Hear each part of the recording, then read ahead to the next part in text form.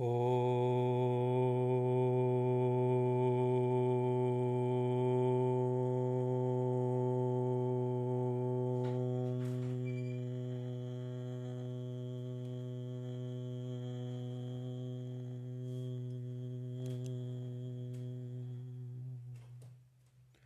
Mangalam Gurudevaya Devya-matrikcha Mangalam Mangalam Bhakta Brindebhyo Sarvalokaya Mangalam Om Stapakaya Chadarmasya Sarvadharma Surupine Avatara Varishtaya Ramakrishnaya Mangalam Om Sadashiva Samarambam Shankarachara Majjamam Ashmarachara Prayantam Bande Gurum Paramparam Om Guru Brahma Guru Vishnu Guru Devo Maheshwara Guru Reva Param Brahman Tasmai Shri Gurave Namaha. Shri Ganesh Sharada Gurubhyo Namaha. So picking up where we left off last week in our discussions of Kali Puja, I think this is our sixth discussion, and we're moving along slowly. And what we did last week was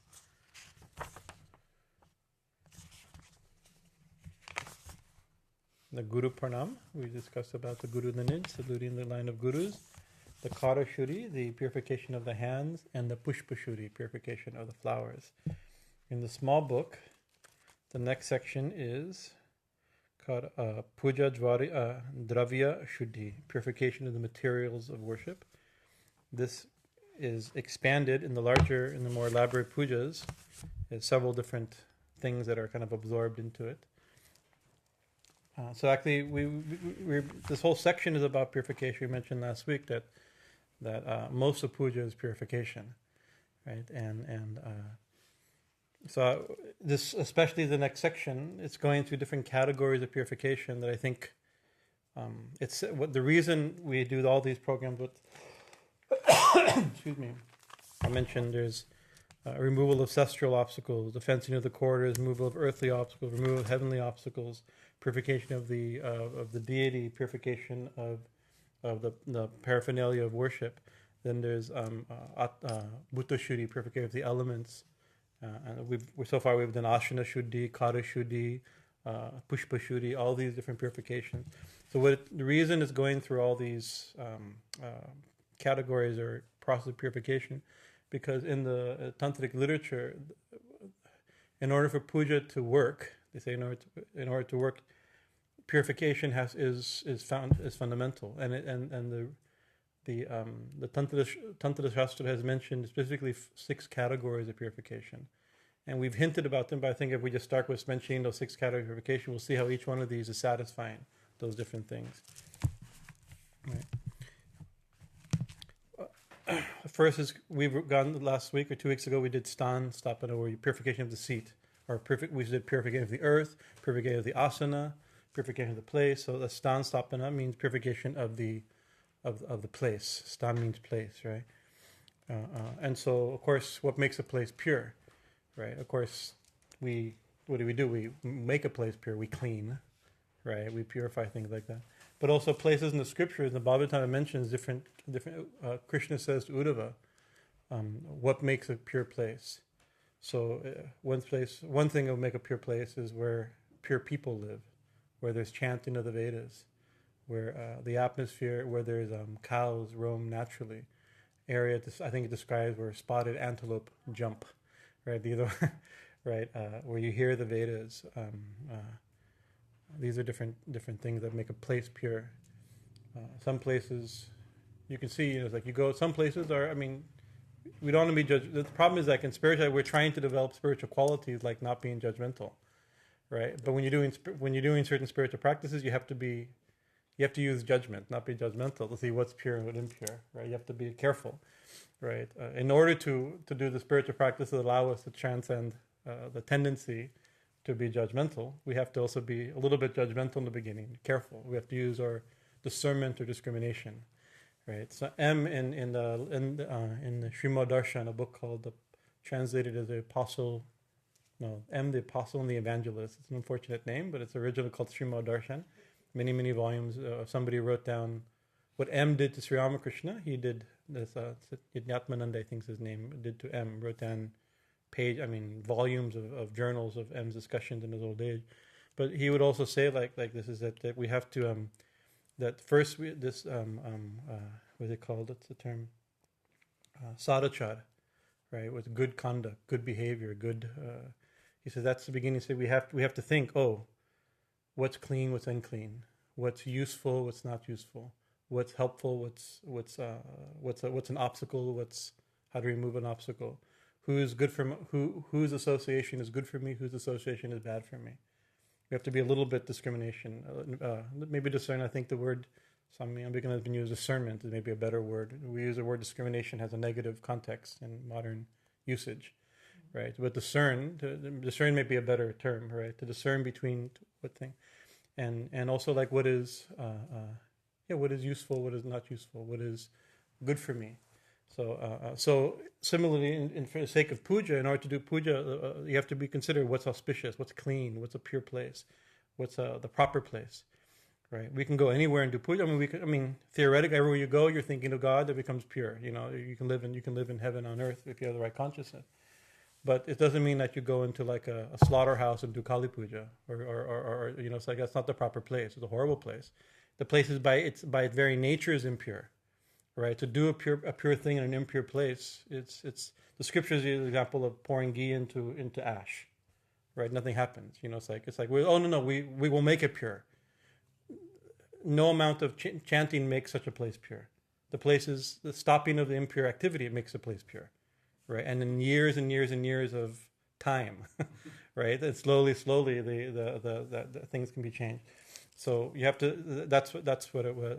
The first consideration of mantra-śuddhi. But then, like in the temple, what do we do? There's a vastu. A temple is established, or even you have a home shrine. What do? You clean the place. You choose the proper place. You look at directions. Which direction should the deity be? Which direction should different be? You plan like that. You make a beautiful altar, right? You decorate with an altar cloth, right? You put your beautiful deities and flowers and lamps, incense, all these type of things slowly purify the place. Mentioned in the scripture, even the presence of a conch purifies a place. A Sri Yantra purifies a place. Right? Even certain holy items purify a place. These are part of that purification. Right?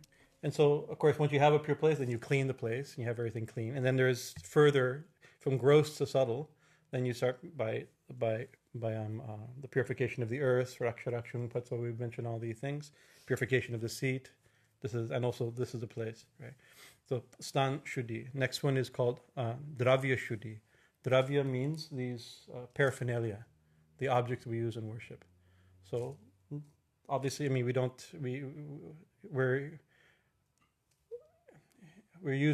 we're offering pure things with pure sentiment, hopefully, but the items we use to offer them are also pure.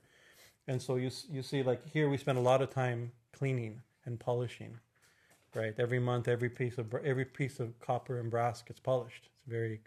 Takes a family of 4 to 6 people about 6 or 7 hours sometimes to polish all of our brass. Right, it's tremendous work, and also expense. To do but everything should shine. Everything should be clean. But also cleaning, it's one way. But then things clean. As we talked about, cleanliness is not the same thing as purity. It's the first level of purity. Right, we have to start with pure, with clean, pure objects. But then there's the further purification, which will that's the next mantra that we'll chant, is the further purifying with sprinkling of water, chanting of mantra, certain ways of looking and thinking about something. And so, what is it that being? But what is the thing? Once you've polished it, it's clean, right? So, what is the further purification? Well, one thing is we see it wrong. We're not seeing properly. We're seeing one of the definitions of something being impure, like impure water, is water plus something else, right? Water itself is always pure, but you add something else, we call the water impure. It's mixed, right? As soon as once you remove or you filter out that which is not supposed to be there, that which is not water, you end up with pure water, right? So same thing with material things. What is it we're seeing? We're seeing things materially, right? But actually, things aren't material. We're material. We're thinking materially. We're seeing materially. Right, everything is essential at its foundational level is spiritual, right? And so we have to see it spiritually. You see it materially. What we're adding to something that's not there, right? And so it's like filtering water. We filter. This whole process of ritual is to filter our material thinking, out, right? The classic in the Vedantic tradition, we use that the example of seeing a snake on a rope, right? It's like, so there is never a snake, right? There's always been a rope, right? So the rope is the thing itself is in its purest form is the rope. We see a snake, right? So we're not seeing it properly. We're mistaken, right? So the impurity that we're removing is not just, dirt and dust and corrosion and what happens to brass. I guess doesn't rust. It oxidizes, right? Through a chemical reaction, and it changes. But so that's one thing. But we're not seeing it. Right? We actually saw what it was. Everything we talked about, that we do a cup of water and we draw a yantra and we fill it and we pour water and Ganga. What are we seeing? We're seeing it as Kundalini, right? We're seeing the cup is a universe and the essence is Kundalini. Right? We're seeing it at its most ideal, true sense. Right, in Jewish mysticism, there's one line which I think about a lot. It says you take things up to their root. Right, everything it's like, and even the Gita describes the upside down tree. The roots are the imperishable tree. The roots are in the sky, and the branches are down below. The foundation of everything is in the absolute. Right, so you have to bring everything up to its root to see it at its real, at its most real, its most essential nature. So dvara-shuddhi, okay, and so we polish it. Then we also sprinkle it with mantras. We do mudras we believe that this astrally, energetically, mantrically changes and purifies it. But also by changing our consciousness towards it, we begin to see it properly, right? Then there's atma-shuddhi. Of course, atma means the self, but atma means many things. Atma, even in the Gita, the word atma means self. It means soul. It means Brahman. It means Krishna. It means the body, it means the mind, it means the senses.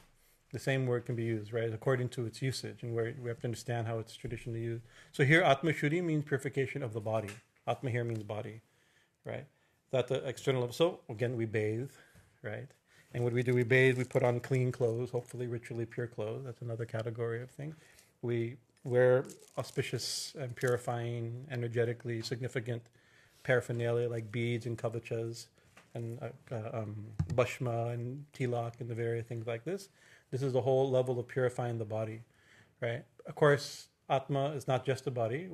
The body in one sense is never really clean, right? We mentioned in our classes on the yama niyama a couple years ago, that for the principle of saucha, cleanliness, it mentions each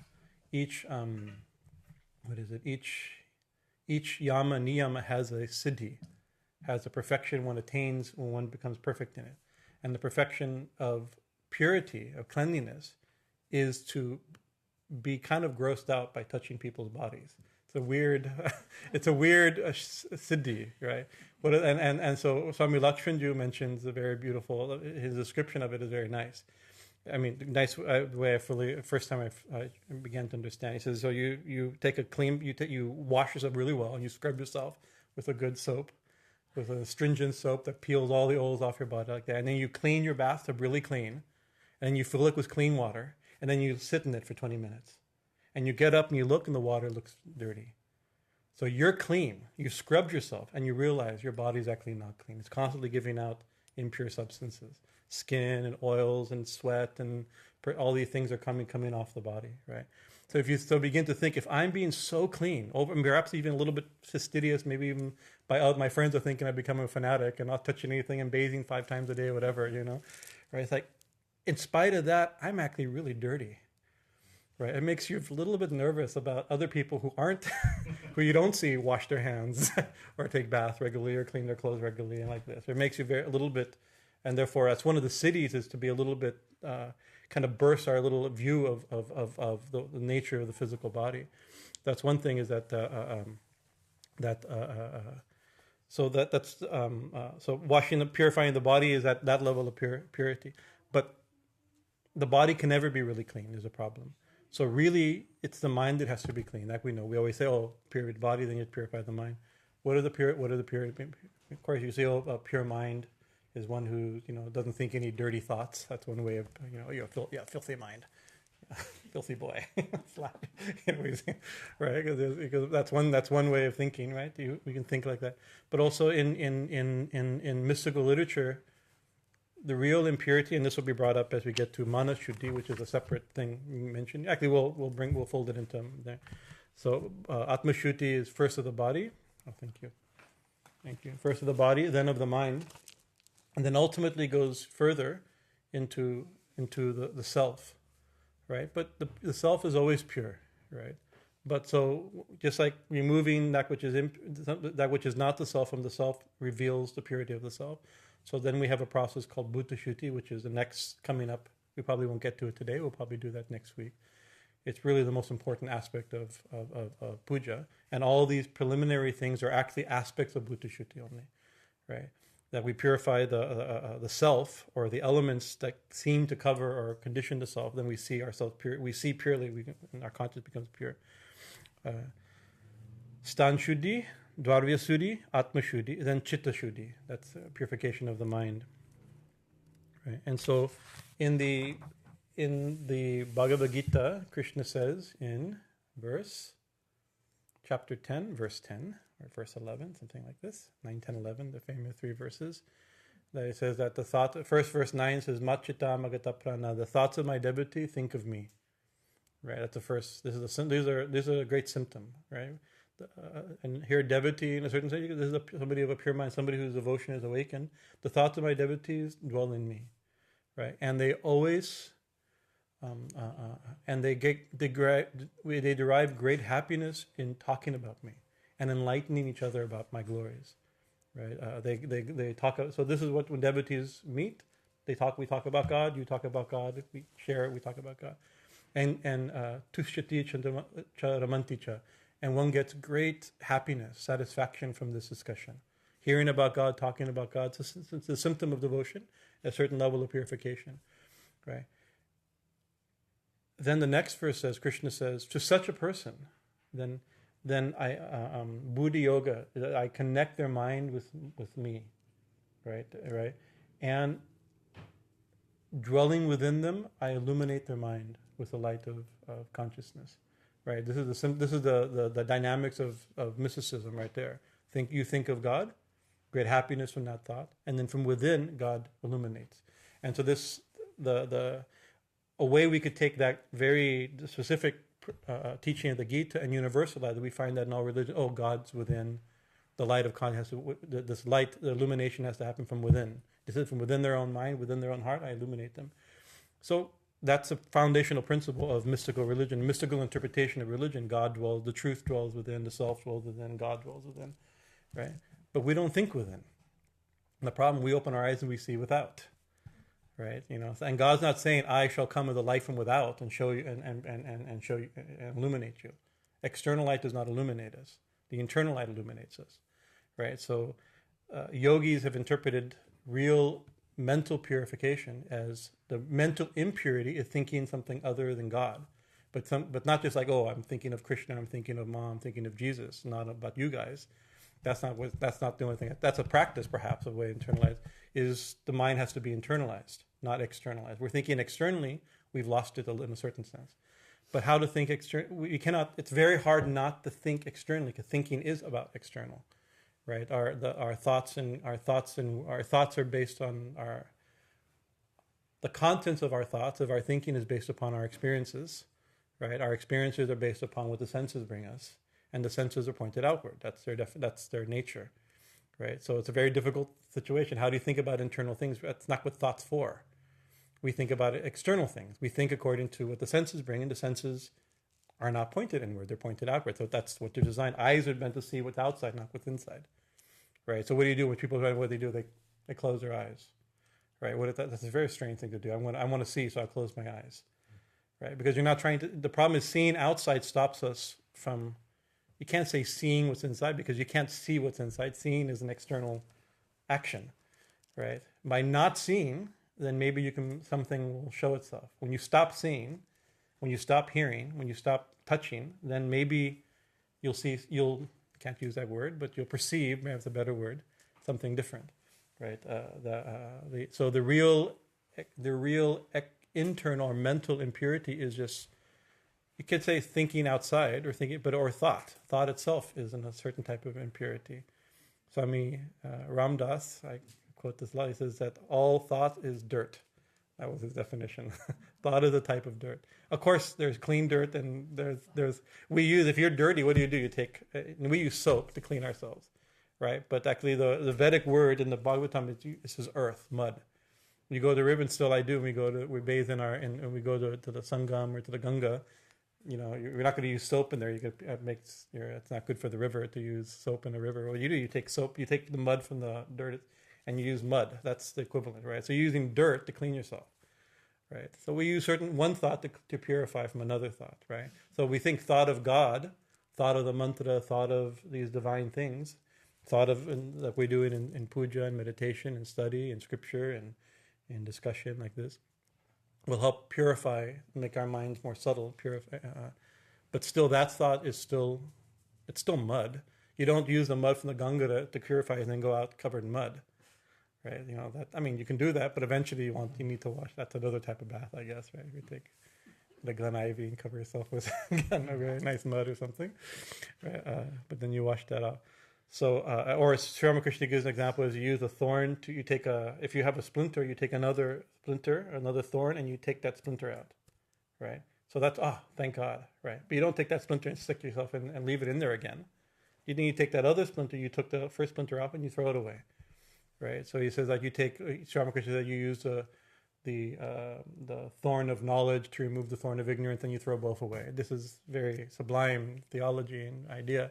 But it's also true of everything. It's like you use one thought to remove thought, right? Use subtle to remove the gross. But the point is in subtle thought, right? It's because thought itself is a type of impurity, right? It's the thoughtless. I don't want to use these big terms that don't have any real experiential meaning, like thoughtless state or something. But we've discussed these things, and everybody here knows has an orientation towards this. But pure consciousness, pure awareness, in which thought appears, that's the purest form of thought. Mantra-śuddhi, chitta-śuddhi. So that's chitta-śuddhi or mantra-śuddhi. So, but also mantra-śuddhi or chitta-śuddhi that's a very sublime Vedantic perspective of the thoughtless consciousness, awareness before the awareness prior to thought. But let's get practical. It's like to hold God in the mind, right? There's part of the pujas that you'll see where we put a flower in Kurma Mudra and then we recite a Dhyan mantra, right? It's like, we think of the Dhyan mantra for Kali. She's standing upon Lord Shiva on the cremation ground, facing the south, with 4 arms, freely flowing hair, and this hand she holds this, and this hand she holds that. She has a necklace, describing the Dhyan sloka, right? It turns out that's not easy to think, right? We can visualize. Some people are better equipped to visualize. I'm not a very visual person. I'm not that skilled. That's not one of my internal skills. Some people have really visual minds. Other people have sonic minds and like this. That's what the mantra is for. I say the mantra like that. But still to hold, it's actually really hard, right? You can visualize, you can sit there and daydream, imagine all kinds of things, but actually to hold the image of the deity. The deity is not normal image. It's not a normal experience. It's not like, I can remember what I did. I can close my eyes and remember somebody I knew from elementary school, right? Right. But I can't do the same thing to Kali because I don't remember her. Right, it's a problem, right? She didn't go to my high school, turns out, my junior high school. If she did, I didn't. She was way too cool. I wasn't in her social group, right? So I didn't much experience. So to hold the images, even the images and the thoughts of the divinity that we're invoking and meditating on is actually really hard. And so that requires another type of purification of mind, a very strong, clear, and very subtle mind, right? Mantra-śuddhi. And so in puja, mantra-śuddhi is demonstrated with the ability to meditate upon the rupa, the form of the deity, the different deities being worshipped. And then another aspect of it is called the manasa puja, where the whole puja is done mentally, right? It's hard enough, believe it or not, to do external puja, ring the bell, chant the mantra, to do this at the same time, and not, to do all the things you need to do to do puja is complicated enough, right? But to do everything mentally, exactly. And so there's different types. We haven't got to the manasa puja, but manasa puja, one form is you do everything you do externally, you imagine doing it, right? That's actually quite hard, right? But that's one type of manasa puja. Another type of manasa puja, then the items are done, all the things that are done in puja are done by tattva. Like, you don't offer a flame, you offer the fire element, right? You don't offer, for food, you offer chitta, right? It's like, so it's like, that's not easy to conceptualize. We can't even, I can give a lecture 20, 30 minutes on what it maybe is meant by the word chitta. What's the equivalent in English for the word chitta, right? Even that's not easy. What to speak of now, offer it in meditation as a food offering. It's like, or flower offering, or whatever the thing is. So the manasa puja, chitta shuddhi, that type of internalized, very subtle, very pure mind is required to even do some of these processes of puja, right? And those processes also purify the mind also. Then the fifth category of purification is mantra-śuddhi, and that we'll get to today, hopefully, the section of the purification of the mantra and what does it mean to purify the mantra? The simple thing you could say is to chant properly and clearly and with proper pronunciation. That's one thing. We'll go into that. We'll get there. I don't want to get off track and have to repeat myself again. And then there's murti-ashuddhi. There's a purification of the deity. And of course, the deity is pure, right? Of course, there's some things at the beginning when a deity is installed, a statue or an image or a yantra is installed, there's all kinds of things to purify the substances of the image from all kinds of subtle levels of impurity. And let's see, last time we did something like that here when we installed the Nishingadev deity, that's lives in the pillar, jump back into the pillar after jumping out around the corner. Where we had it, you'll see the deity at first should be made purely of a pure substance, bought properly, paid, all the different levels of purity to get. But then the image is submerged in all these different items. It's submerged for a week in rice. It's submerged in a week in grains, in sugar, in salt, in water, in milk, in honey, in ghee, and sand and earth, all these different type of things, right? Each one is believed that it's pulling, you can, if your cell phone falls in water and you put it in rice, somehow it's a mysterious, mystical thing, but it's absorbed, you can save your cell phone, right? So similarly, it pulls all these different aspects of pulling, and then with that extremely, when you've purified all the levels, the koshas of even the physical murti, only then is the deity installed, right, brought into from a very pure substance. Then the consciousness, the prana pratisthana is done. And that's when you install a proper deity the first time. That's why the installation pujas take days sometimes, weeks. Preparation, it takes months sometimes, right? But the actual ceremony also takes so long. But we do this daily, right? What do? We clean the shrine, we wipe her down, right? We clean like that. That's one thing. But also in puja, we sprinkle her, right? There are certain mantras that are used to sprinkle the deity, and we'll describe as we get there what is being purified, right? Even there's one, we don't do it all the time, but I've seen in Vaishnava temples at the end of the full puja, right, after the whole thing. We also bathe the deity. That's another, we actually bathe. We take a bath, we bathe the deity. There's all kinds of levels of meaning for that. But at the end of the whole puja, they take the conch, right, that we have, the bathing conch like that, and they wave it 3-4 times over the head of the deity and put it back. And I've seen this, and I was investigating this. This is part of the mantra-śuddhi. It was told by Swami Bhajanananda in Northern California. He says that subtly, of course, the deity is God and is a form of God and cannot become impure, but still is an energetic thing that the pujaris understand and experience. That just all these people all day long coming and kind of throwing their stuff, right? Ma, please take this, and all that type of energetic transfer like that the deity is absorbing so much, right. But still, of course, God's ever pure consciousness. But the murti itself takes on a little bit of some vibration, some dark vibration of that, some karmic residue or something. He says that we wave over the head of the deity. This mentions in Tantra Shastra mentioned in the Vaishnava literature also, the Vaishnava Tantra, that this purifies of that. Or this is also one of the categories of mantra-śuddhi.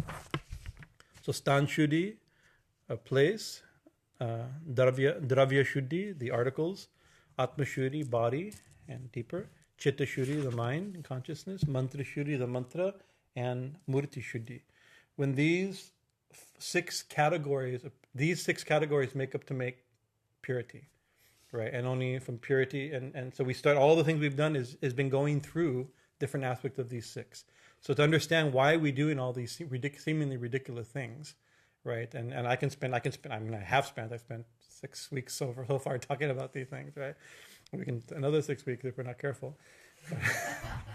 I have a tendency for this because I find this very interesting. But this, the reason be because it says on this only can proper puja be done, right? And so some level simple puja, people in your home, like I went to a home today in a little closet at the front door. They had and they were a little embarrassed that their thakur is in a little tiny closet by the front door, right? Not in the beautiful temple in the center of the house. They said, no. Thakur said, Mane Mone Kone, in the corner is also, at least they've given a corner. And that corner they keep clean, pure. They decorate, they do, that's as much they can, and they live in a house with a kid running around. It's not exactly a pure, a 6 months-year-old does not lend itself to a ritually pure environment. Right? But they've kept that little bit, they've kept pure, right? So that's where they do their puja, So similarly in the temple, we have the whole, from the outer edges of the property have to be kept clean and pure, right? Whatever the situation is. So back to the...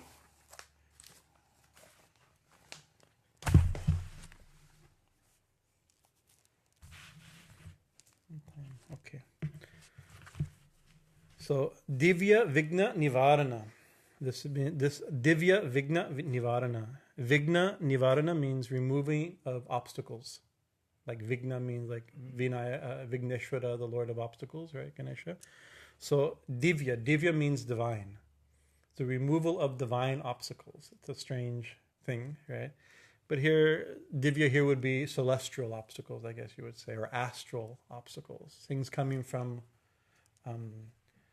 like we've done things to protect ourselves from like lower type of energies, demonic or ghostly or asuric, those type of underworld, I think. But there's also problems on the overworld, I guess you would say, right?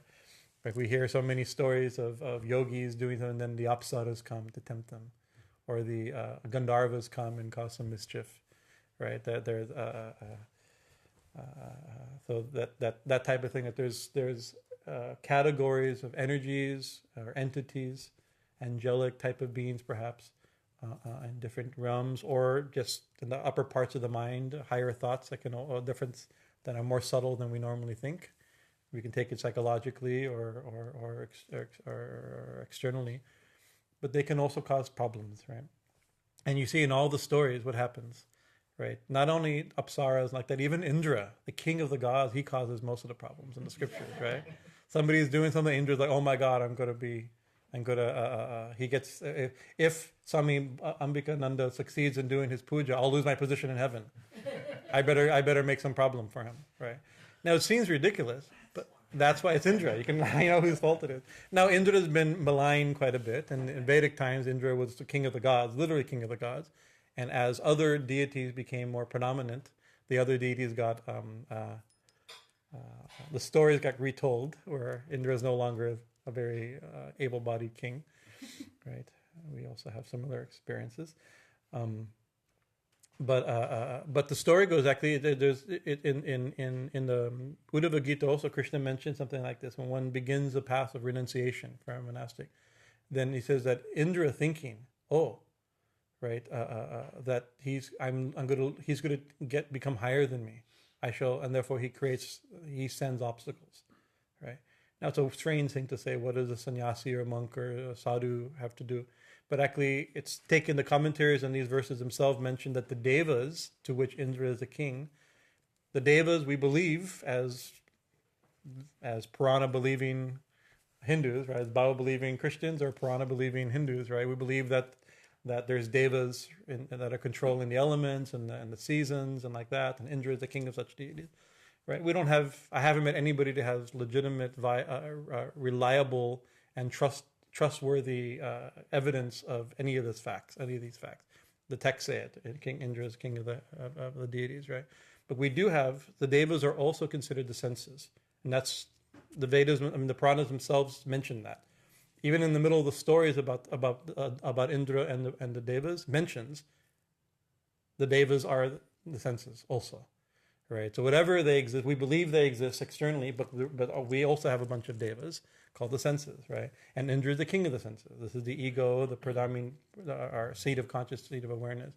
And the senses and the sense of self that the senses support, right? That the ego, or the simple ego, right, does not want to be let go of its position, thinking, oh, if he transcends the senses, or she transcends the senses, I'll lose my position, right? So let's cause trouble, right? So this is another type of this Divya-vighna, the divine obstacles, heavenly obstacles, or astral obstacles.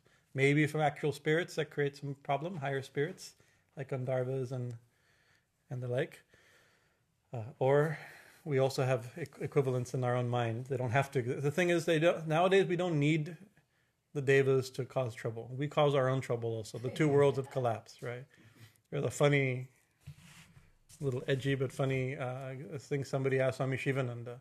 We hear that Ramba, who's the famous, the Apsaras, is Ramba and Minaka, Ramba, and there's one more.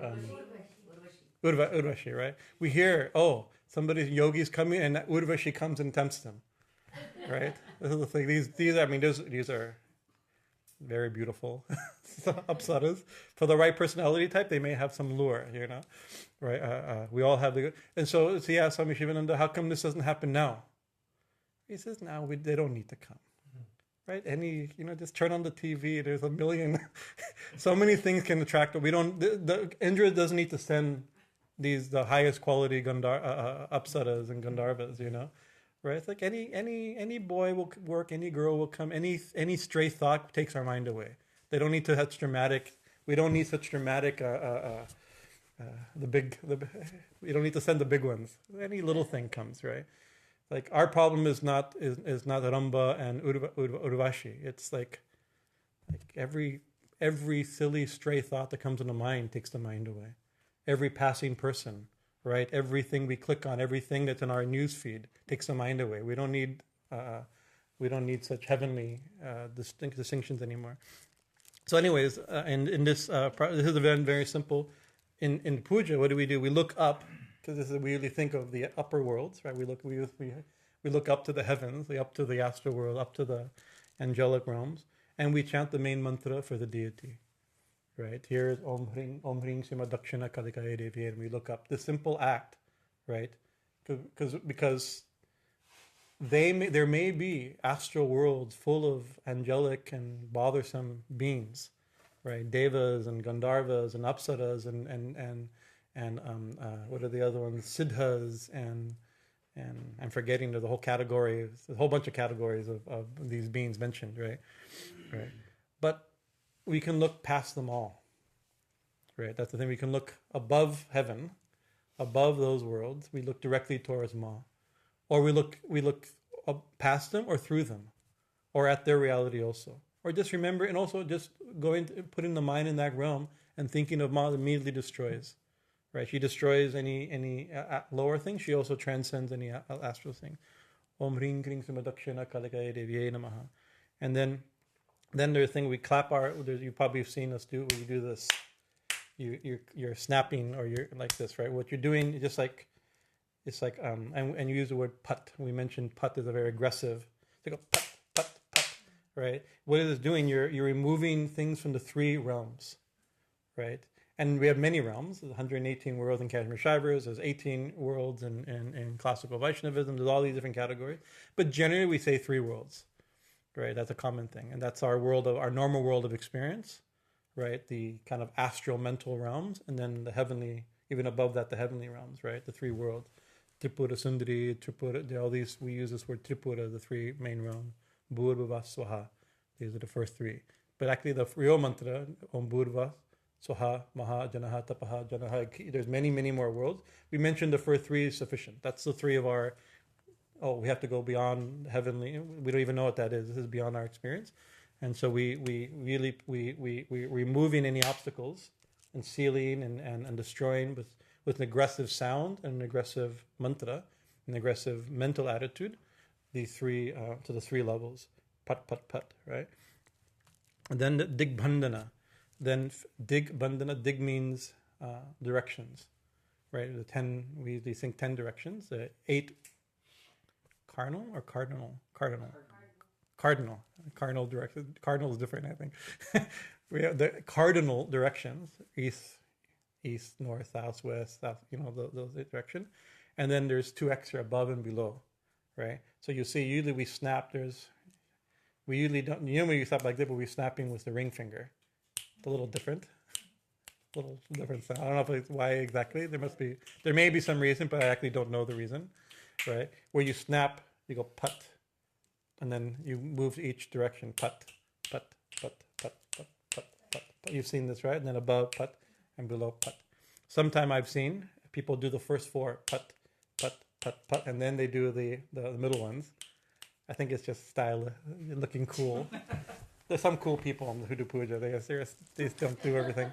Even though there's 6 things, there's still opportunity for style, right? Artistic ability even within the form, So what are these 10 directions? So the 10 directions. One simple understanding of this is that we're fencing. Right, digbandhana means it's sealing, bandhana, locking the 10 directions. Right, there's 10 directions why things can come, and so it's like here, if we're going to do something private, what do? Let's go close. If you tell somebody you have a conversation, well, first close the door and then we'll talk. Right, and we do like that, isn't it? Anything private, if we can, we go to a place where we have a little privacy, and then even like a little extra level of privacy, close the door. Right, and if it needs more, lock the door, right? It depends on the level of intimate connection is how much you have to protect. And so puja becomes a very intimate thing. We need to close, even though we're doing it publicly sometimes, but we live in as we've talked about, in 118 worlds and thousands of deities and entities and underworld entities and overworld entities, everything. We need some privacy to do this, right? So we close. And when you fence something, when you lock a door, a couple things you're doing. You're actually keeping outside things out, but you're also locking things in, right? That's another thing. It's like if I lock the door to have a conversation, I'm keeping anybody from bothering. But I'm also like, this is like, no, what we're saying is between you and me, not between anybody else. So it's also keeping what's inside from going out. It's like the idea of keeping the outside coming in and the inside going out. And also when you create when you invoking Shakti and the puja, the energies of the puja, you're making a container, right? And so you're also gathering. Part of fencing is to squeeze. You take something and squeeze it together in a certain sense. You begin to give it a parameter. You begin parameters, and then you can close, and you create some power in that, right? Like what's the difference between a balloon and the air? It's been air inside of a balloon has been enclosed, right? And you can heat it, and you can explode it even. There's so much potential by that enclosing of something, right? Also, you're creating, in the Sankalpa we mentioned, you have a place in time, you mentioned where you are in time and place and lineage and name and astrology and all these things. Similarly, you create a yantra. Just like in a yantra, we don't have the big yantra in front of Ma right now, but you can see the yantra over Ma, the Sri yantra. There's always the bupur, the square, that the gate, and the 4 main points. We call those gates, right? And there's deities in each one of these gates. The 4, then the 8. Above and below also, right? In the fire pit that you guys are sitting behind you, there's a fire pit. Also, it's a square that's fenced. It's not just a hole we build a fire. There's walls to it to hold the fire in, right? To give it definition and distinction. So similarly, when you're doing puja, you're sitting at the bindu of a yantra, right? And by this directional consciousness, and it's like that, you're creating, you orient yourself into the center. You're building a yantra around you, right? And that yantra around you, and what we do in a yantra, we start at the outside and move in, right? So then certainly we start on the outside, and we've all the different things, and slowly we move in through deeper and deeper parts of the meditation and puja. We're going deeper to the center of the yantra. But first we have to create the sacred geometry, the sacred geography, both simultaneously, right? And these directional deities, there's also deities there, right? And we probably know the Digpala deities. There's presiding in classic Hinduism. There's different lists, but the general list, let's see, where are we? This is East, right? So East is, anybody know what deity? We'll start. Indra. Indra is the king of the gods, so he represents the primary direction. Indra, then Agni, fire, Yama, which is death, which is interesting. Why that means so is the south. The south is considered a little bit inauspicious, right? And that's why you put certain deities like Kali, Hanuman, Bhairava, they face the south, right? Them looking toward the south, they keep death away. It's interesting that even directions or generally here, we built our new temple room, we couldn't arrange it so Amal would face this way. It just didn't work. We worked really hard to try to. Most temples, this is the way it's oriented, east, west. But for a Kali deity, specifically should be in the north facing south. Dakshina Kali means south facing Kali. Hanuman also faces south, and Bhairava also faces south. Interesting, our Kali, our Bhairava, and our Hanuman don't face south. Anyways, right? They have their own. Ma's developed her own geometry for the way she faces, but so that's south. And then this is Rakshasa, the demonic, chaotic energies come from the southwest, right? That's from that corner. Then from the west is Varuna, water. Right? We have a river there, very auspicious. We have a water source at that source, right?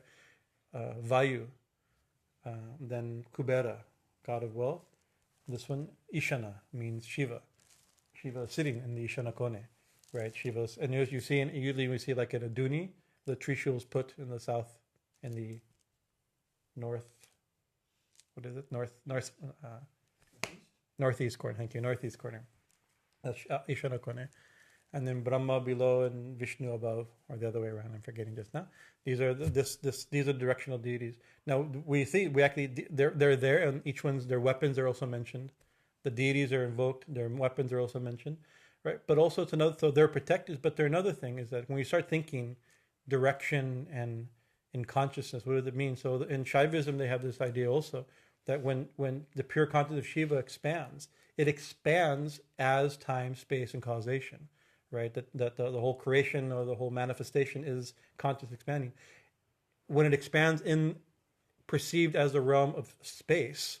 Right, it's direction. It goes into as if even though there's no direction in consciousness, but expand. And so the energy of expanding different directions are these different gods, right? And so it's very interesting. The yantra is very, very deep, obviously, but it's the expansion of consciousness conceived as space.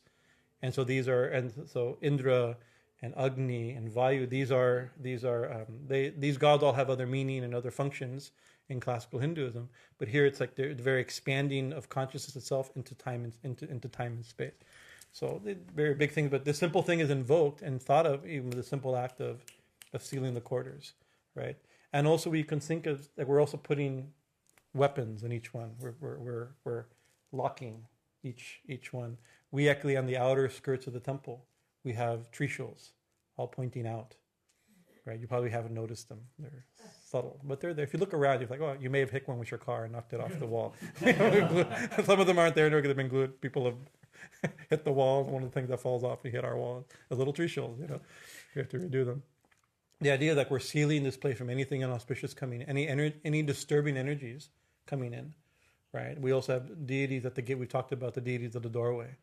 Right. If you look, we have Lakshmi and Saraswati. But on the outside, we also have a horse and an elephant. This one tantric guru gave us instruction. These represent certain the protective deities in Lalita Tripura Sundari's army, right? They're the martial things, so they keep anything that's not supposed to come in, they don't come in. We have Ganesha facing the front gate, right? He's keeping anything out. That's nothing, and no one can come in without his permission, right? These are the type of thing that we create. This is that simple act of digbandhana, right? Bhūmi-vighna-nivārana, the removal of earthly or terrestrial obstacles. We've already done the raksha, we've done all that stuff. There's something else where we take the heel of the left foot. You've probably seen this and go put, put, put, right? And according to the whether it's like in a Kali temple, we use the left foot. In a Shiva temple, they would use your right foot, right? So it's a difference of Shakti and Shiva, Shiva and Shakti, Purusha and Prakriti type thing, and actually, this whole process, when there's another list. There's a list of 64 items in deity worship, and called Seva Puja. Right, mentioned the Bhagavatam and another text like this, right? And it starts from waking up in the morning to going to sleep at night, and everything in between that's done for the deity, right? And one of the things is like when the temple is first unlocked, right? So we do things at the doorway to unlock the gate and to enter the type of thing. And when you first step foot into the main temple room, right? The priest will then enter and tap with 3 to remove anything else before even entering over the doorway, right? So that's done as part of the daily, all these different points. But all those things have been absorbed and folded into sitting here. I do all those things, not only when I enter the room, and when I enter the temple room, and we do different things. All those things, in case we've missed those things, right? In case we don't have such gates and deities and locks and all these type of things, we still do them. Because we're supposed to do them when we sit at our puja, right? So removing any terrestrial or earthy, underworld, elemental type of obstacles, right? Then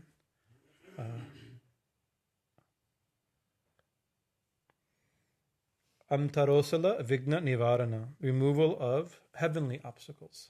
So again, we've done terrestrial obstacles. There's different categories.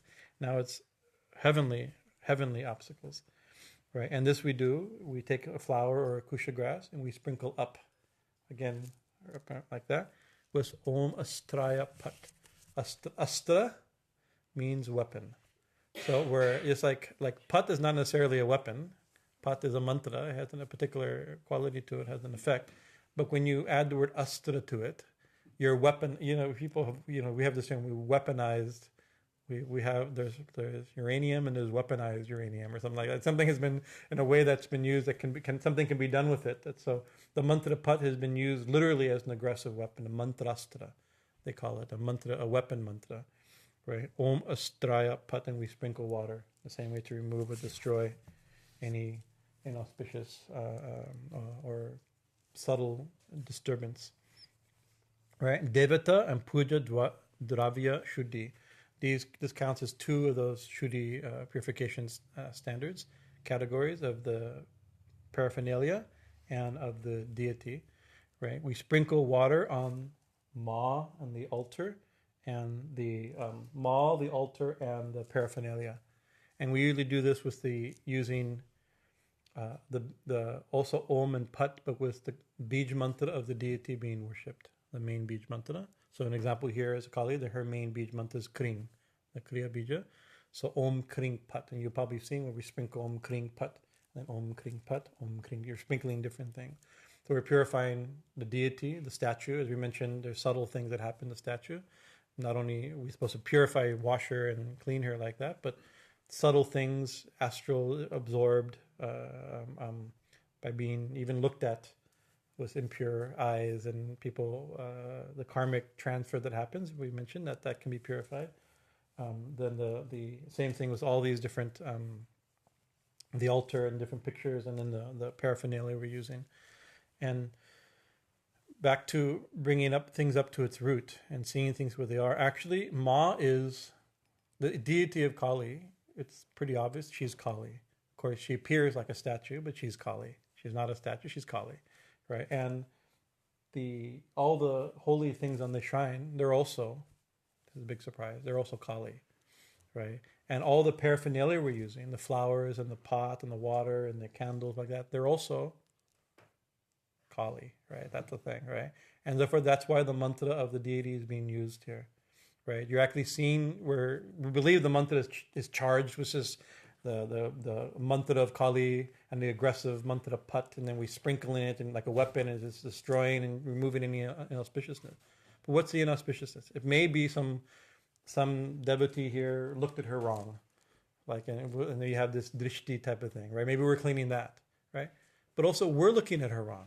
Even if we're seeing, we're not cupping her thinking it some negative, what type of horrible pagan goddess deity is this, right? That, not like that, or Ma, please take away all my sins, or like that.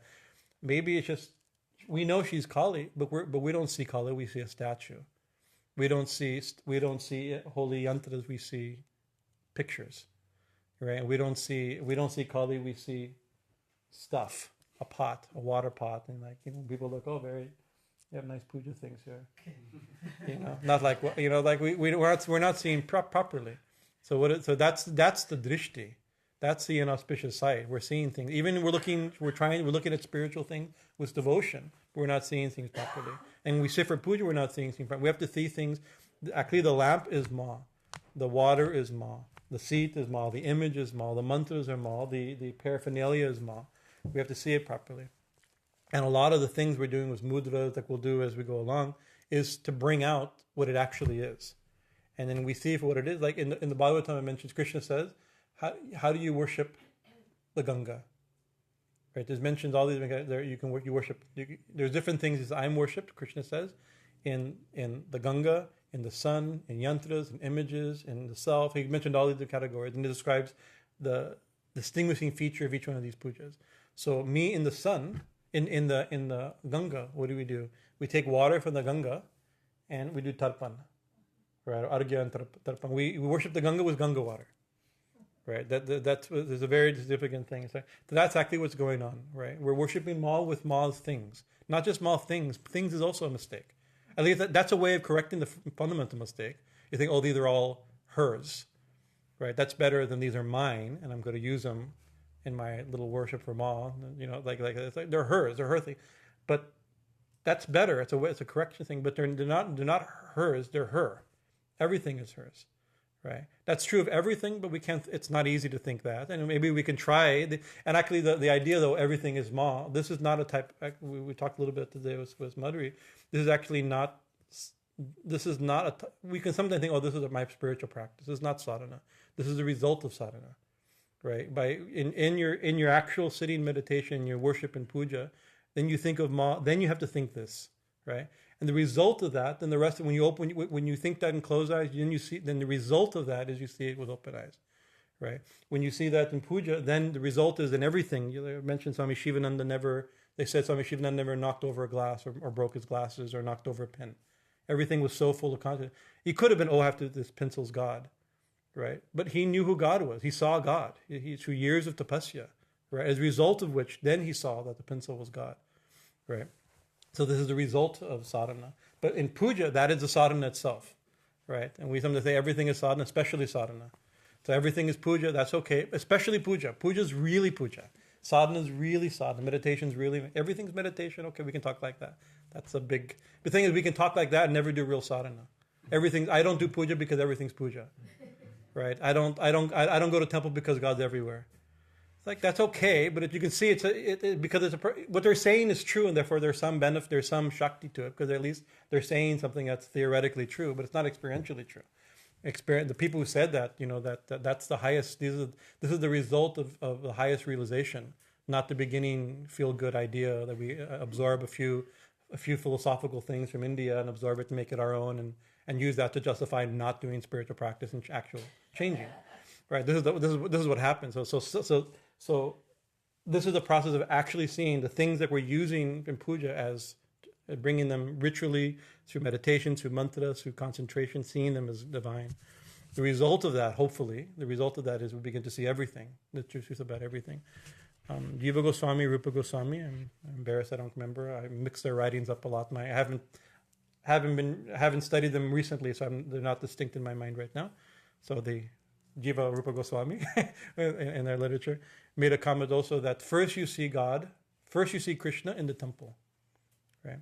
Right. Then you see Krishna in the hearts of the devotees, right? And then you see Krishna everywhere, right? This is the problem, because this is the problem. You see Krishna where he's obvious, right? Right. So because then you know what to look for, right?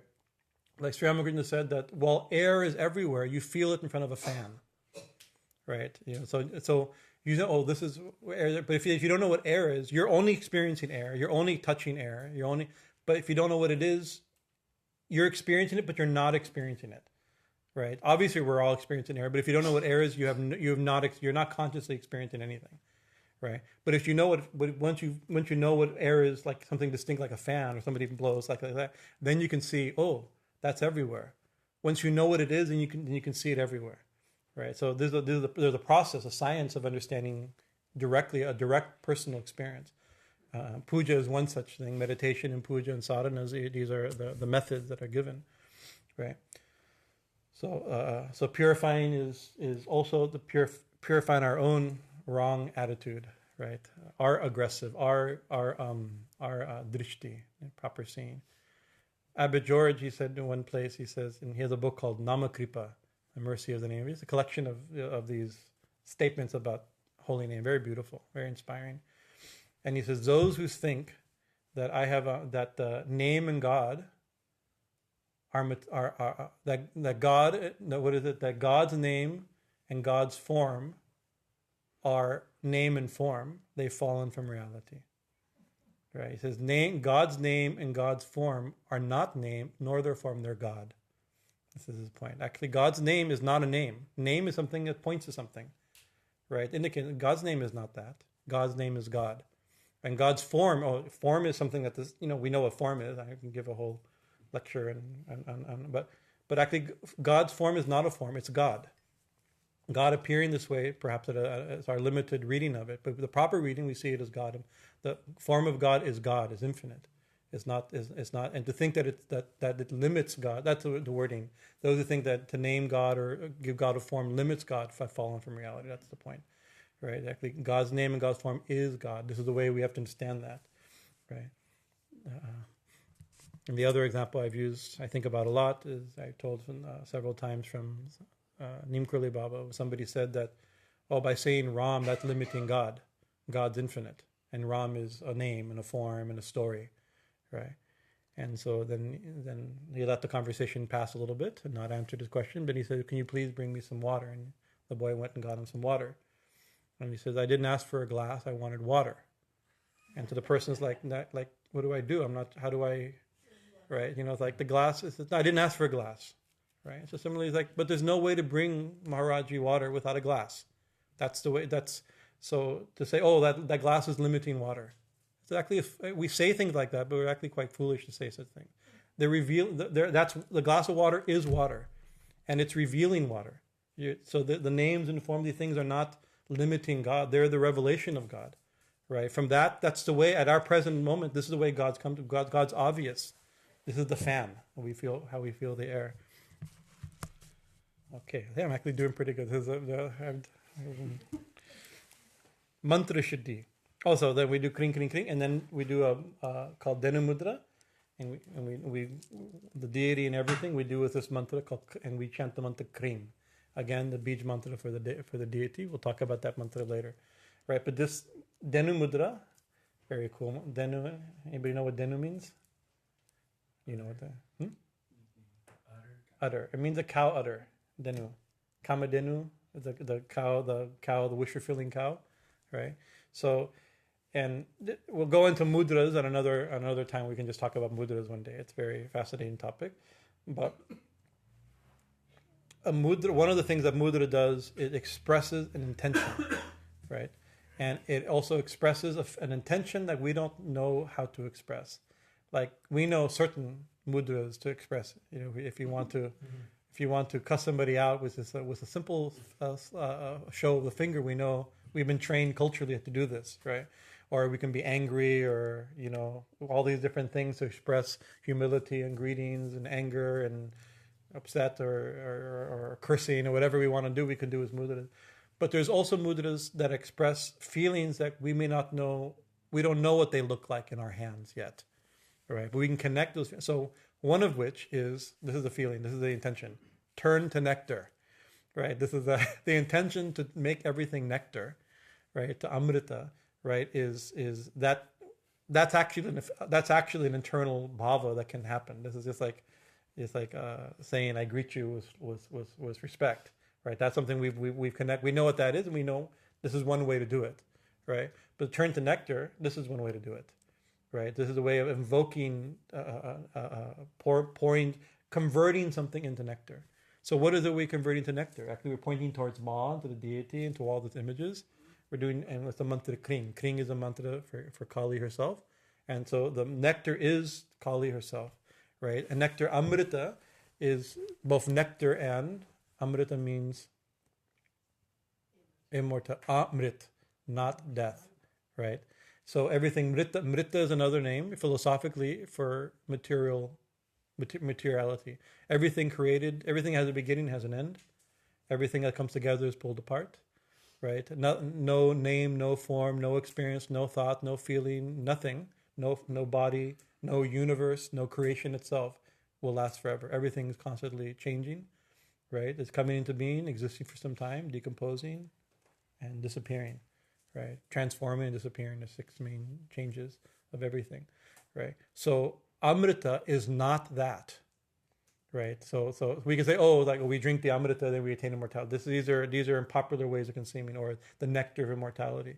But that nectar of immortality, the nectar the ambrosia of immortality, is the experience of that which is unchanging, right? Which is beyond time, the transcendent, that which is beyond time, right? Anything within time is mrit. It means it starts, lives for some time, and is destroyed, right? And transforms into something, perhaps, who knows, right? Anything, right? Including the statue. The statue will not survive. We'll take as much care of it as we can, right? Right? And who knows? Hopefully, hundreds of years, maybe thousands of years, it will survive. Who knows, right? But eventually, not only this temple, but this culture will be a line in bedrock, right? The future archaeologists will. The great American culture will be a line of sand, colored sand, right? Like we're looking back at ancient cultures, it's just everything, it's like, nothing will survive, right? So it's not, amrita is not that. It's a transcendent in which everything, it's that which is beyond time and space, right?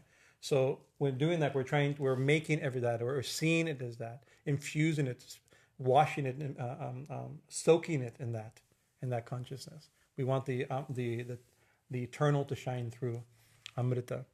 But visualize what do. We pour like milk of the cow, the milk of immortality, the milk of the nectar, the ambrosia of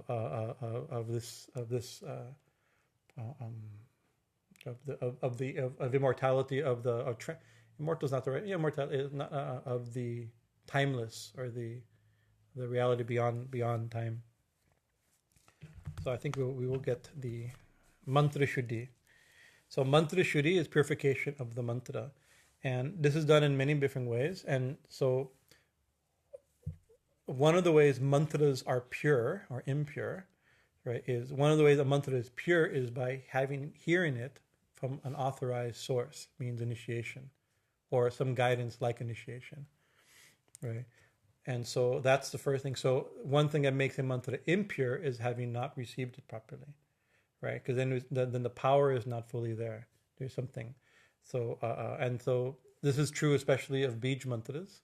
Mula mantras generally that we get from guru like that, but the bij mantras especially are considered not awake until they've been received initiation.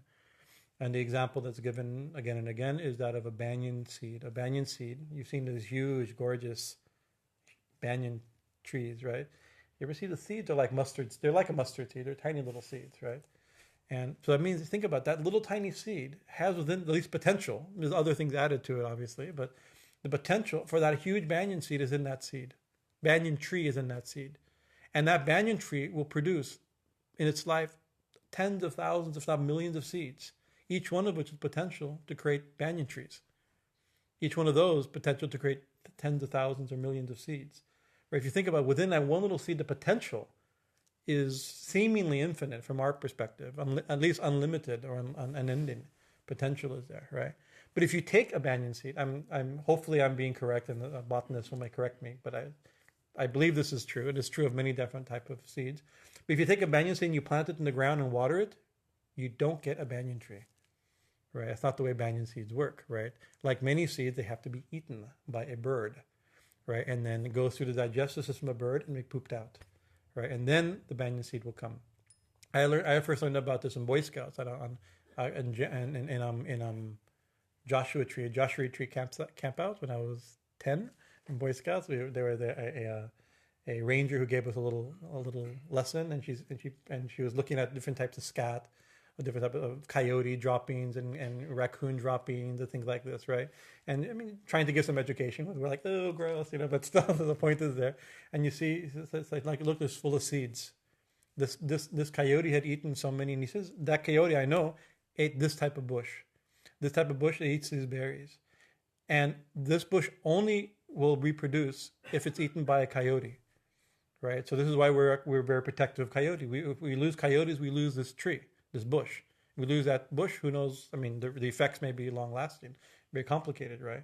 But the coyote is required, right? Otherwise, the potential of the seed is not whatever happens to it, the external things or something. I don't know the science and biology of it, but similarly, so that these certain mantras, these certain bij mantras especially, that without having been heard by somebody and received properly by somebody and going through their system and therefore being given to you, right? This is called diksha, right? The shakti of the mantra is not awakened, right? So the sound is there, but there's something missing. There's some little thing that makes it living. That's not there. Like a seed, the seed is there, but there's something in it. The potential, it's all there, but it's not it won't germinate. It won't split and whatever happens, the internal magic that happens within a seed that makes it grow, right? So that's one thing that the shuddha, the purification of mantra means it has to be heard properly, and an impurity is not being heard properly, right? And that's one way. Another thing is not being said properly. Mispronunciation can be, obviously this is a big thing, and especially true of Vedic mantras. Not only pronunciation, but intonation and rhythm and the swaras, all these things are proper things. We've many times, and it was at our ashram where we're chanting some mantra, the boys attend the mantras, and we have a Sanskrit, the Veda teacher, Vedacharya, who teaches our kids, right? It's like, hey, he stops in the middle of something. Yeah, just some one mistake. They're pronouncing it correctly, but the swaras are wrong, because you're studying these things, That almost more important than pronunciation is the sound, is the intonation, right? These are another things. So in tantric puja, there's very few Vedic mantras that are chanted. We have Mahamrityunjaya mantra that we chant when we bathe Shivalingam, Om Tad Vishnu Param, that's from the Vedas, Om Ganantva Ganapatigam, that's from the Vedas. But most of these mantras are from the Puranas. So they don't have the science of swaras. So the intonation is not as important. Right, but still pronunciation is important. That's one type of impurity. There's all kinds of other subtle impurities that happen in the mantra. One is that that it says, I'm quoting from Shastra, from Tantra Shastra. I don't have the verses. I can't remember the text, but I remember studying these texts. So I can't give references right now, but I remember I can see the pages in front of me, so I know it's in a real book, and not the Shastra. That one of the things that happens is that when there's birth and there's death in Hindu tradition, there's a type of ritual impurity when somebody dies and somebody is born, right? So after somebody dies, according to the relationship, people can't do pujas, can't enter a temple, priests can't. There's all kinds of things. There are things to purify from that, like when Hadadanji, his mother passed away. One year he didn't enter the temple, right? Yeah, but but he came here and did puja, right? The Dakshineshwar as a puja, and the Dakshineshwar temple he couldn't do, right? But to come here and to do a puja, even though he was in that ritual impurity second, he did certain rites to purify, sufficient to do these pujas. So there's something you can do to even purify this type of thing. And also with birth, there's an impurity that happens in the house, in the body, in the relations. It's a complicated thing. We don't always think this way, but this is the way it's been understood in Indian tradition, that there's a ritual impurity that happens with birth and with death, right? But we recently were born, right? Not that long ago. I was born roughly a little under about 47 years ago or such, roughly, right? So that was actually in the big cosmic scheme. It's not a lot of time has passed since our last birth, right? So the result of the impurity of our last birth is still with us subtly. What's that result is here I am, right? In physical embodiment, in conscious separation from God. That's the result of our birth. There's an impurity from that, right? There's a ritual impurity from that, right? And where did that? But there's also death. Also has an impurity, right? And the only reason we were born recently is that we also died a little longer ago, a little bit before then, right? Some time ago, maybe 51 years ago, or maybe 500 or 5,000 years ago, we died. And the result of that, obviously that cannot be it wasn't a super auspicious death, because the result of that is rebirth in a physical body and conscious separation from God, right? This is the result, right? So there is some residue of our birth and our death. And so it's considered that even makes that impurity makes our chanting also slightly impure. Interesting. That's mentioned in the scripture. That's why, and to justify this practice, this is why I'm bringing it up. Kind of strange things to say, but I'm just saying this is what the scripture says. Another type of impurity that happens in mantra. So one of the ways the way you purify a mantra is, of course, by receiving it through initiation properly, or being authorized by a senior person to understand it properly and chant it properly, to pronounce it properly as best one can, right, and to use it correctly is also. To use a mantra, inappropriate mantra in the wrong place is also considered. Like you can, like in the right setting, if you use a bad word or that doesn't seem so bad amongst friends. There may be a way even to use it where it makes sense. But an attempt to use the word here would be, oh my God, everybody gets shocked, right? Because the word is being used improperly, right? So it's not impure in one situation and impure in another situation. So an impurity of being used improperly is to use it, to purify it is to use it properly. To say the right words. In the temple you speak a certain way, right? With your friends you speak another way perhaps, right? Maybe we shouldn't, but still it's not appropriate. So not everything is speaking appropriately, using the words. So using the mantras properly, correctly, authoritatively after initiation, saying it correctly and for the right purpose, right? If I use the wrong mantra, the wrong purpose, then that's also an improper use and therefore an impurity in the use of the mantra. Right. So there's all kind. And the other thing is that then you can also do something to the mantras called samputita, or a fencing of the mantra. So this is interesting. Sometimes you fence a mantra with bij mantras, right? So or sometimes you fence a bij mantra with other mantras, or what's a mantra made out of? Mantra is made out of syllables or sounds, right? Letters, we would say, right? They're syllables really. Right, letters are another step down, right? Sanskrit is primarily made of 54 syllables, right? And in conjunction those syllables. So the mantra itself, what makes up a mantra is these syllables, right? So by you can purify those syllables themselves. Then those syllables that make the mantra, from pure syllables comes a pure mantra, where the mantra is made out of, right? And those syllables, they're called matrikas. These are forms of the goddess herself. Matrika means little mothers. Right, the one mother becomes the little mothers. Right, Ma, when she manifested, she has her garland of skulls or heads. These are the letters of the alphabet. Right, these are the matrikas. The Om is made of these different letters. So, by worshiping those letters, by honoring those letters, by pronouncing those letters properly, then they go to make up all sounds, all thoughts, all sounds, and definitely the mantras. And therefore, when they're pure and they're purified and respected, the mantra also is purified and respected, right? Also, there's a thing when you by chanting the alphabet, you chant the alphabet properly. It says that the matrikas, we have these matrikas, these devatas, also we call them, right? The deities of the letters and the sounds, right? They're dancing in our brain, right? But they're drunk and confused and arguing and fighting and trampled, right? So what can they do? But if you chant properly and like that, even just reciting the alphabet properly or just chanting mantras properly, they stand at attention. When they stand at attention, the mind becomes very fixed and clear. You see, if I'm trying to meditate, no meditation comes, no good thought comes. Well, then look, let's try to let's chant Lita Sasanam or something like that, some difficult text. You chant immediately, or you chant Veda mantra.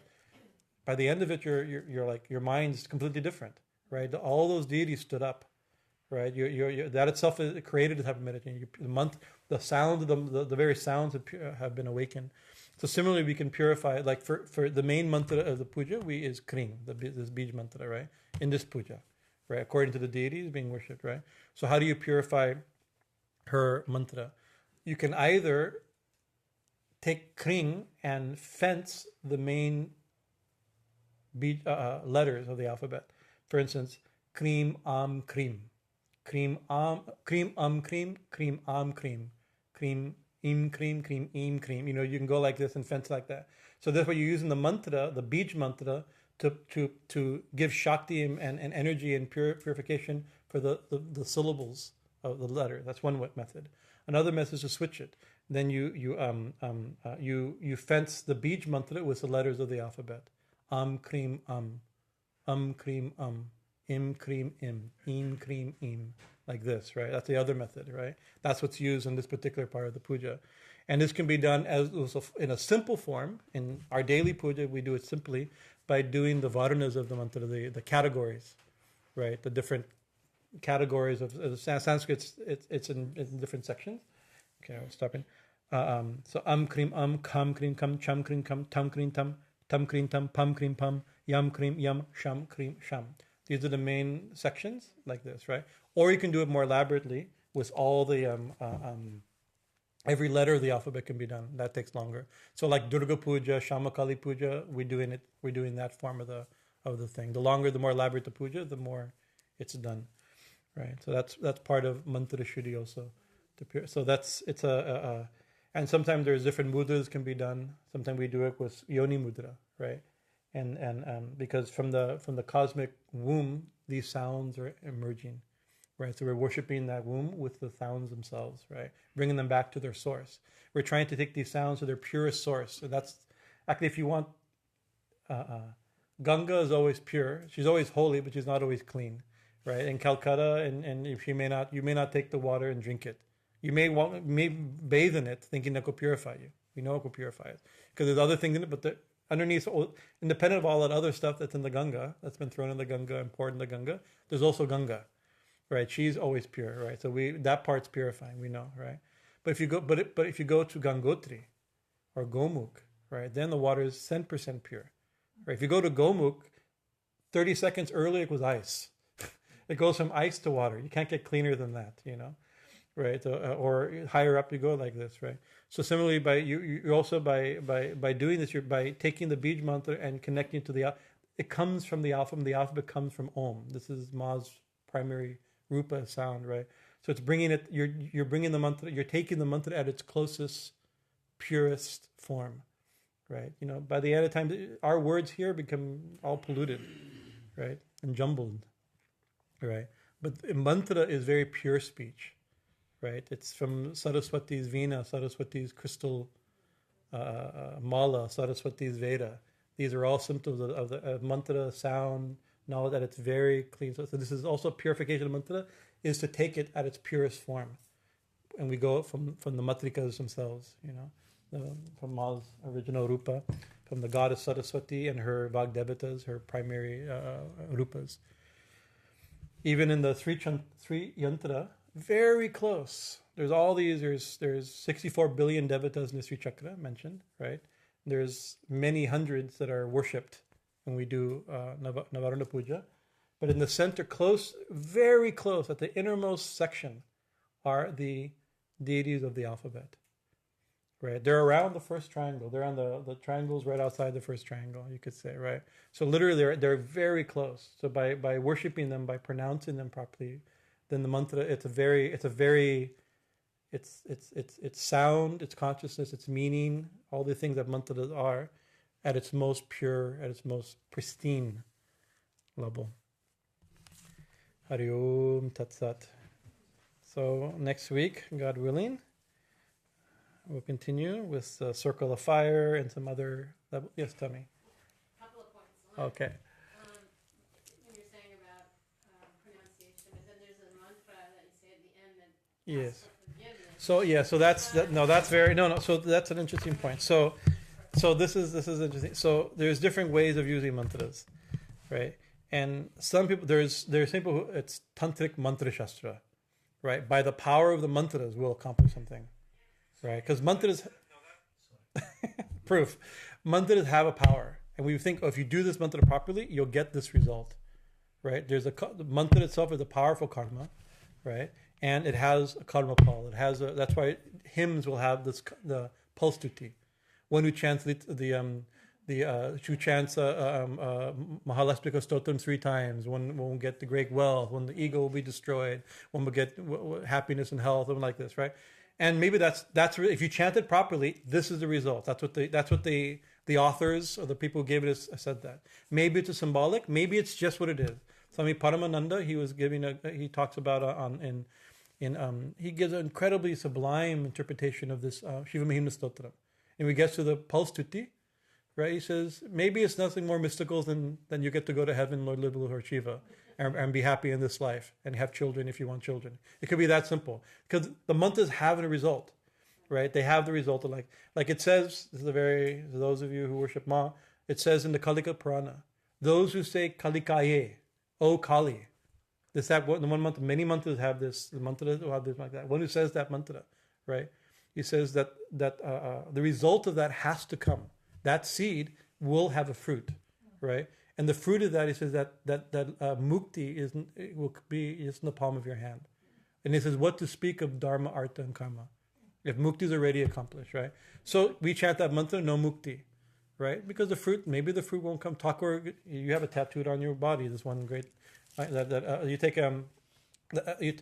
he said, Thakur said, a seed falls into the gutter of not a gutter, into the concrete limb or what's that, ledge of a house, right? So it didn't if it fell into the earth, it would have become a tree and beared fruit.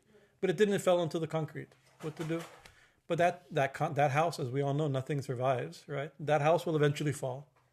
And that seed will get the ground, and then it will maybe not now, maybe in the future. Maybe this life, if we do sadhana now, we can get it now, right? But we've been initiated in this life.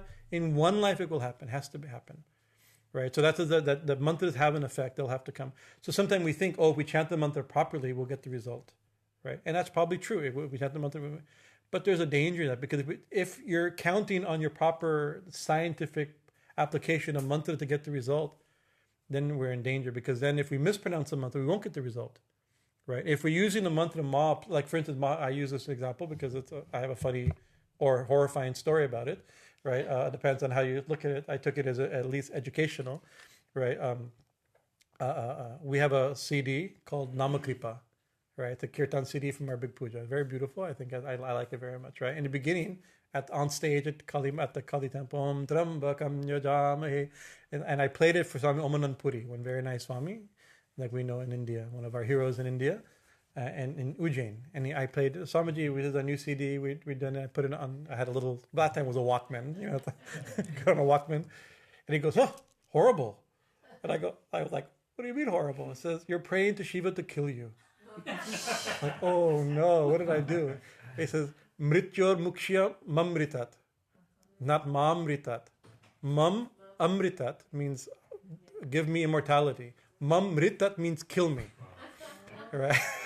Now, maybe the result of all my problems and struggles in life, because I mispronounced this mantra on the CD, right? But the thing is that we weren't chanting it with the mantra will force Shiva to give this mantra. Shiva cannot disobey this mantra.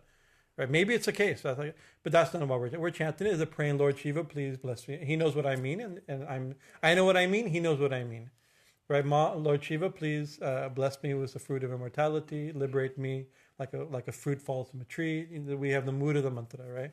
And that sentiment is being expressed in the words of the mantra, right? And so that's how we do it. And therefore, at the end of the puja, as you mentioned, Vidihinam, Kriyahinam, Mantrahinam, Jara, or some version, there's 4 or 5 versions of this mantra of that time.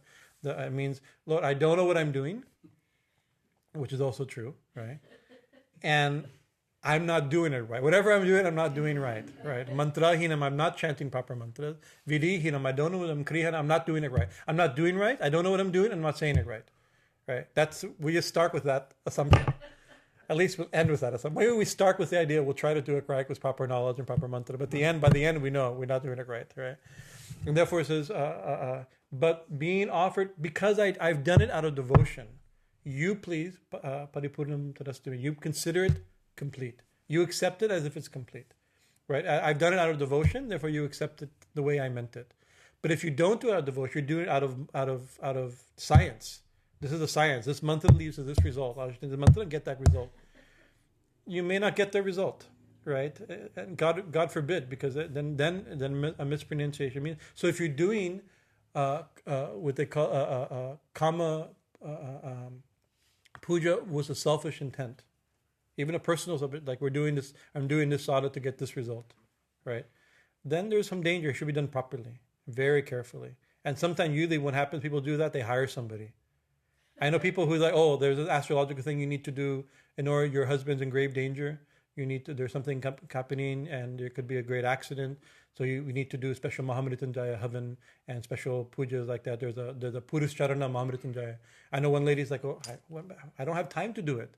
I don't know how to do it. I mean, I can chant the mantra, okay. But the rituals and things like that, I can't, So she called around, found some pujaris will do it for her, and they did it in the holy place. And she had full faith that, she also did her own sadhana trying to do, but it was done properly. Because the result of that can also be transferred. It can be done in somebody's name. Same thing, right? Right. But then she wanted to be done properly. Because on her own, she said, I may not be able to do that sadhana. Right? I'm praying to Lord Shiva, please save my husband. Right? But this is not praying to Lord Shiva. This is a scientific application to change a karmic result that's in his chart. It was more dangerous than that. She had to do she was being really careful. Right? And he did in fact have a heart attack, but he didn't survive. The heart attack was known that would happen. That's the thing. These were to prevent it, right? Sure enough, it did happen, and thank God he survived. Result of the mantras, I don't know, the sadhana or not, or just by the miracle of modern medicine, and he was able to survive also. But or maybe the mantra led to the right doctor for the miracle of modern medicine. I don't know how it all works, right? But so I know one devotee, Hare Krishna devotee, Bengali gentleman, and he says he's on a one-man mission, right, to correct Hare Krishna's pronunciation of the Hare Krishna mantra, right? And so he said because we chant, people chant, but they chant not carefully, right? And so it says in the scriptures, in the Upanishad, that one who chants a 16-name mantra of 32 syllables, then the result, the karma pala of that is given, right? One of the karma pala is liberation, for instance, right? In the Lord Brahma is teaching Narada, right? He says, but none of them are chanting the mantra.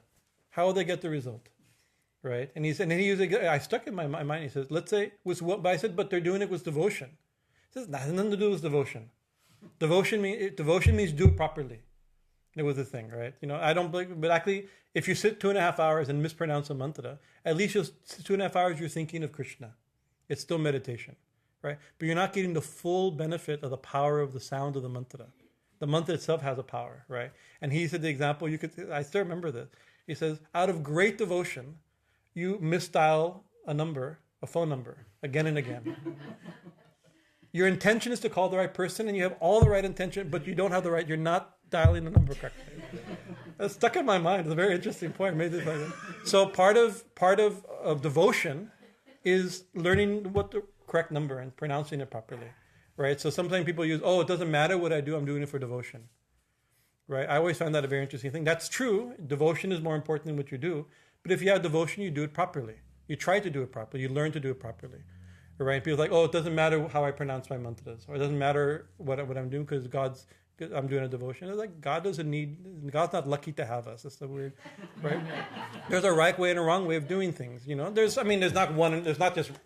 not making this. There's a right and wrong way, but in anything, part of devotion should be how to do it properly.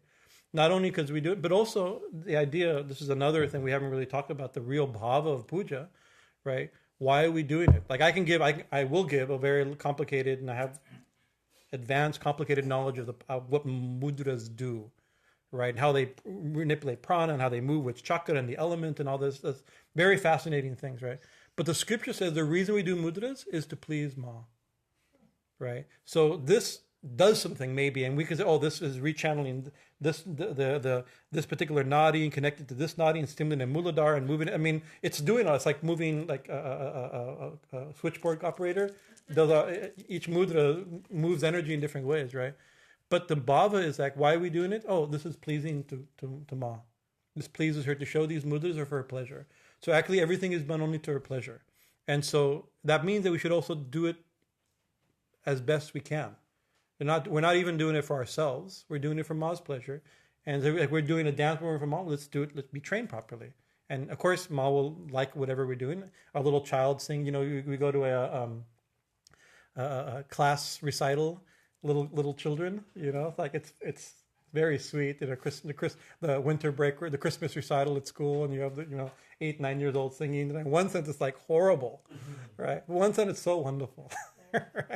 Right, and if they keep at it, and if they get training, then that is the seeds of something very beautiful and maybe spectacular, if they're properly trained. Right, then what the offering can be.